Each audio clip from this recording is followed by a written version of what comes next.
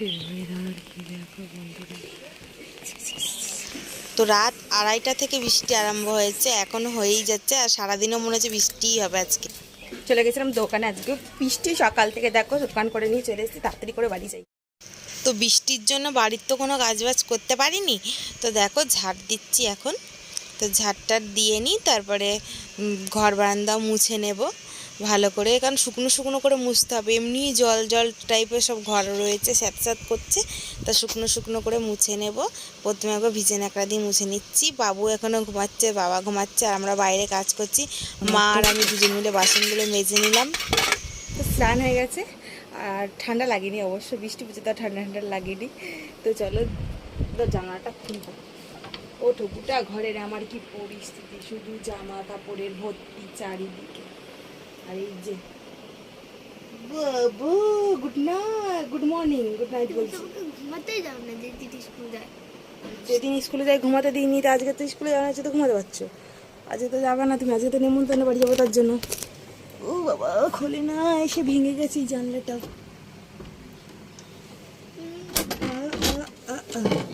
দেখি দি, পুরো এখানটা ভাঙা। সাপ কোনদিন ঢুকে বসে থাকবে আমাদের ঘরে, বলতে নেই, ঠিক আছে, আমি তো বলি না, তাই না। বৃষ্টি কমেছে একটুখানি, আপাতত কম আছে বৃষ্টিটা, এখন আর বৃষ্টি হচ্ছে না। বাবু উঠে পড়ো, তো ডাল সিদ্ধ বসাবো, চা বানাবো।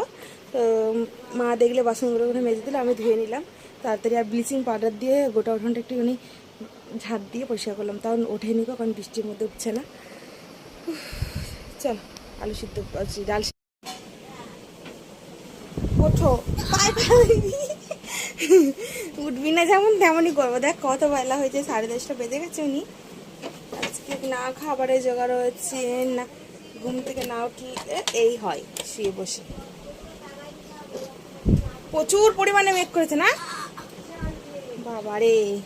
চা আসবে, পর্দা টাঙিয়ে দিয়ে না চাদরটা দিয়ে দেবো ওখানে, দেখি। হ্যাঁ হ্যাঁ যাচ্ছি, এই জন্যই তো তুমি তো জ্যোতিষী না, বুঝতে পেরে গেছো যে আজকে বৃষ্টি হবে, তো আমি স্কুলেই যাইনি। বাহ বাহ বাহ বাহ, সব শুকনো হয়ে গেছে, সব বাবুর স্কুলের ড্রেস কেচেছি, আর কিছু। তো প্রেসারে দেখো আলু দিয়ে কুমড়ো দিয়ে আর সামান্য লবণ ফেলে দেবো, আর তেল ফেলে দেবো, দিয়ে ডাল সিদ্ধ বানাবো। এটা দিয়ে মুড়ি খেতে খুবই ভালো লাগে, আর পাশে পেঁয়াজ কুচি করে নেবো, তেল দিয়ে লবণ দিয়ে মেখে নেবো।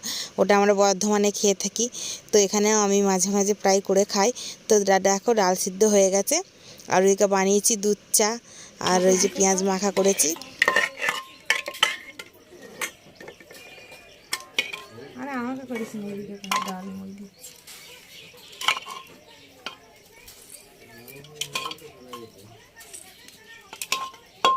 তোমাকে ডাল দেবো আর? এটা তোমার? মুড়িগুলো এখন ইয়ে হয়ে যায়। তো আমরা তো বাবাকে চায়ে চুমুক দেবো। তুই খাবি একটু চা? তোকে দিয়েছি কিন্তু চা, খা। চা খাবি না? বলছেন হ্যাঁ, আবার বলছি প্রথমে না, এটা তোমার মুড়ি মেঘে না, না এটা তুমি বেশি কুমড়ো দিয়েছি তোমাকে, কুমড়ো তুমি বেশি খা, তার জন্য। কুমড়ো খাই না, আমি ঝোল খাই। আচ্ছা ঝোল। তো আমরা রেডি হয়ে গেছি, তো তোমরা জানো না আমরা আজকে কোথায় যাচ্ছি, বলে দিচ্ছি। আমার জায়ের দিদির ছেলে পৈতে আছে, তো সকাল থেকে নেমন্তন্ন ছিল, তো দেখলে সারাদিন কেমন বৃষ্টি হচ্ছে। তারপরে তোমাদের দাদাভাই যাবো বলেছিল, তারপরে রান্না করতে হলো, যাবে না বলে, ও বলে যাবো, তারপরে আর যাই না। তো বাবু দেখো নিজে নিজেই রেডি হচ্ছে, তো আমিও পরে নিয়েছি শাড়ি। তো বাইরে রান্না বান্না কী করেছি দেখো, আর বৃষ্টি তো হয়েই যাচ্ছে, যদি না থামে কি করে যাব। দেখি টোটো ফোন করব, আমাদের নিয়ে যাই ডেলি স্কুলে, তাকে ফোন করব। এখানে ভাত করেছি, তরকারিগুলো বেড়ে রেখে দিয়েছে, আসলে পরে এমনি শুধু ভাত নেবে, নিয়ে খেয়ে নেবে, কারণ তরকারি যদি বেড়ে না দিই না, ও নিজে নিয়ে খাবে না কিছু, অল্প অল্প নেবে নেবে না এরকম করে, তার জন্য। চলো পুরো রেডি হয়নি, তারপরে বেরিয়ে ফোন তোমাদের সাথে কথা।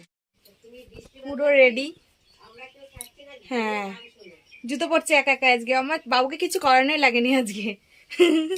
তাড়াতাড়ি এই গিফটটা নিয়ে এসেছি, দেখ।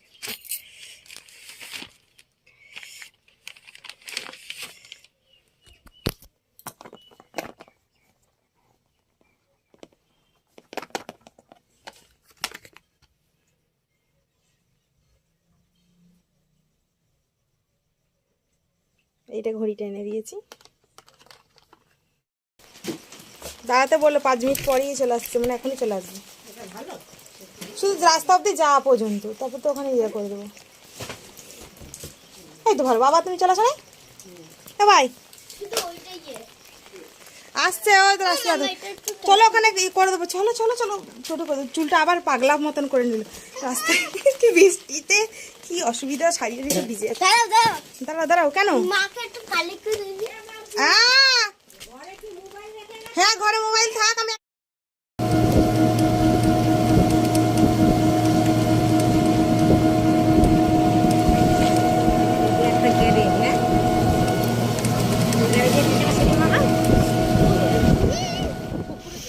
তো চলে এসেছি নিমন্ত্রণ বাড়ি। দেখো আমাদের আসার কথা কোন সকালে এসে অনুষ্ঠান দেখতাম, তারপরে কি নিয়ম আছে সেগুলো সব দেখবো বলে, তো সেটা আর হলো না।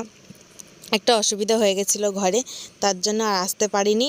আর কি বলো তো, বৃষ্টিটাও তো সেই সকাল থেকে স্টার্ট হয়েছে, থামার নাম নিচ্ছে না।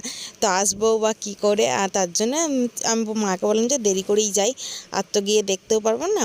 তো সব আমি যখন আসলাম তখন দেখছি ওর গায়ে হলুদ স্নান করাচ্ছিল ওকে।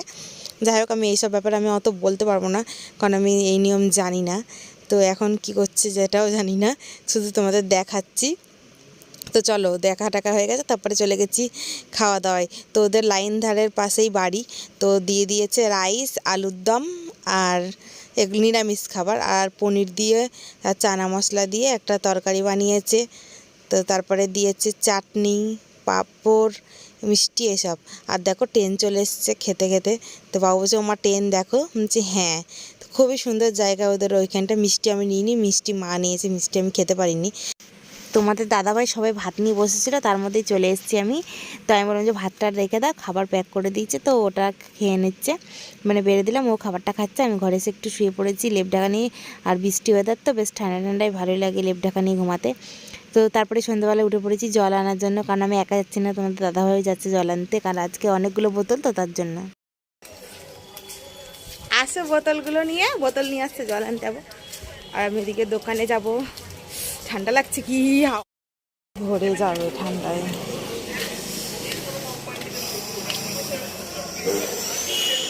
খাবারের জলটা ভরতে আসতে হয়, কি অবস্থা আমাদের কপালে কষ্ট।